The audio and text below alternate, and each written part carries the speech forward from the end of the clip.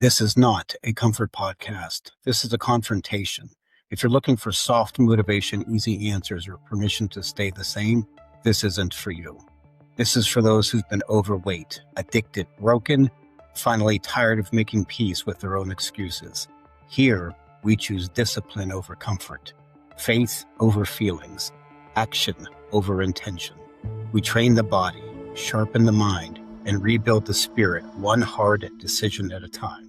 This is where the old you ends and the stronger one is earned. This is the Body by Phil podcast. Welcome back to the Body by Phil podcast. This is Phil. In today's episode, I'd like to call the day I stopped feeling sorry for myself. In my book, The Black Sword, I go into detail about this moment of revelation that I had struggling with my alcoholism, addictions, and my massive obese brought on by super unhealthy food choices for most of my adult life. And people say, what was it that turned everything around? How did you lose, your 135, 140 pounds in 1 year and then go on to become a champion natural bodybuilder and then like what I am today, a personal fitness trainer? Well, it all started with that moment that I stopped making excuses and I stopped blaming everything but myself. And I started to take real responsibility for all those poor decisions that I was making. Nobody was making for me. And in that moment, you stopped feeling sorry for yourself and it's replaced by an unbelievable hunger and a drive and an absolute quest to go on a different journey and to change your life. What did it for me? Well, I remember it very clearly. I was sitting on my recliner. I had this big recliner and I was sitting back and I was eating ice cream with one of those big, like sauce type spoons. I was eating ice cream right out of the half-gallon container and I was crumbling up Little Debbie, Little Debbie cosmic brownies in it. And I'm just shoveling this in my recliner, which was busted on one side from my weight. So I was kind of leaning off one side, watching TV and eating this garbage. I had a young boy, a young son, and he was sitting kind of right next to me watching me do this. This was just what I did. I did this all the time. And I started having these pains in my sides. And after some testing and going to the doctor, they said, okay, look, you're super overweight, and no kidding. And your gallbladder is massively impacted with stones. And it's really dangerous. You have to have this thing taken out. And when I did this testing, they put me on a scale and I couldn't even bend over to untie my shoes or took my shoes off or anything. So they said, just get on the scale. And I got on it and I was 304, 305 pounds. And, I never weighed myself back then. I knew that I was big. If people said, how big are you? I used to say around 245 or 250, but I knew I was bigger than that. I was afraid to get on the scale because I just was in such a denial. So I had my son with me when I got my results read back to me a few weeks later. And in those results, I was told that I had points away from type 2 diabetes. I had a fatty liver disease in beginning stages that could lead to cirrhosis if not taken care of. This was from the massive amounts of alcohol consumption I would take in daily. And what else did I have? I had high blood pressure, high cholesterol. I had the internal body composition of a man in his 70s. And I don't mean a healthy 70s. I mean a very old, broken down 70s. And I think I was 41 or 42 at the time. So, yeah, I mean, this is not the news you want to hear, even when you are in denial and you know that you've been making all these poor choices and you're not eating right. And I had zero exercise in my life. So it was very sedentary. But what turned it around was once I get back to, well, the doctor told me, he said, listen, remember, my son was with me and he's a young kid at the time. The doctor said, if you don't change your ways, you're a ticking time bomb. You can easily die. You could have a heart attack. You can die. You are putting too much stress on your heart, and this is just not healthy for a man your age. So I didn't like that. I thought, he came at me pretty hard. I thank God for that now, but at the time it kind of hit a nerve. I get to the car, I grab the wheel and I put my son in the seat and I'm driving and I'm thinking, to myself, how dare this guy come at me like that? It's not his place get on my case like that and everything else. Again, you're feeling sorry for yourself. You're not taking responsibility. You're not taking any blame for the actions. You're blaming somebody else who's just being honest with you and actually trying to help you and tell you that you need to change. But when you're in it, you don't think of it that way. You think of everything else, all the excuses and everything that comes with that. So I look over at my son, and he's crying. Now, he's not just, a weepy one tear. He starts bawling. He starts really getting emotional. And I look over and I said, "What's wrong? What's the matter with you?" And he said, "Are you going to die?" And I said, "What are you talking about?" And he said, "The doctor just said you're going to die. I don't want you to die."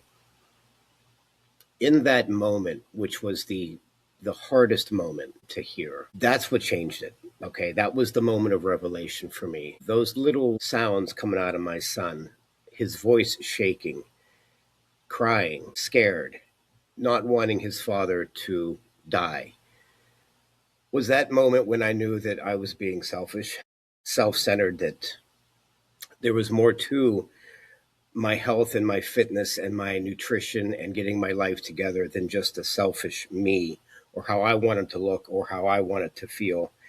That I had somebody that was depending on me to be there for them, that my decisions were way, way bigger than just myself.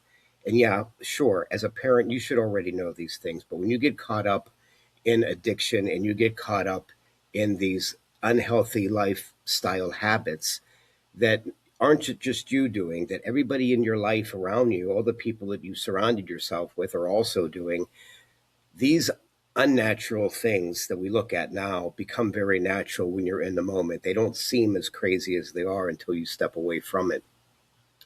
In that moment of revelation where I stopped being selfish, I stopped making excuses.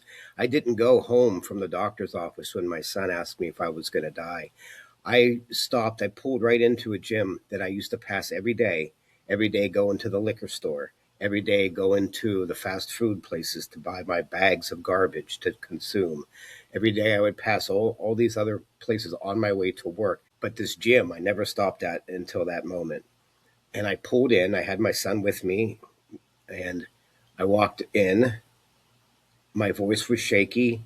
I became emotional. I saw a gentleman behind the desk and he greeted me and he said, "How can I help you?" And I looked at him, my voice cracking. And for the first time in my life, I said these words: "I need help." And that's a hard thing to do. That was a really hard thing for me to say. I didn't even really know what I needed help with. I just knew that I couldn't keep going the way I was going. My choices that I were making were going to kill me, and I had a reason to live. He was standing right next to me, holding my hand.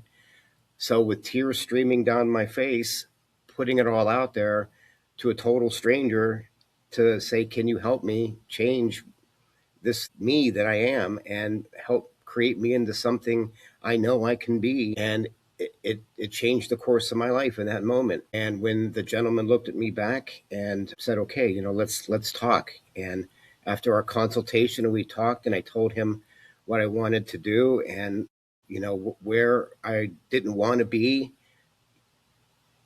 I kind of half expected him to say, "I really don't think I can help you. Maybe you're too overweight, you're too out of shape, you're too old to start a workout program." And instead, he said, "I got you.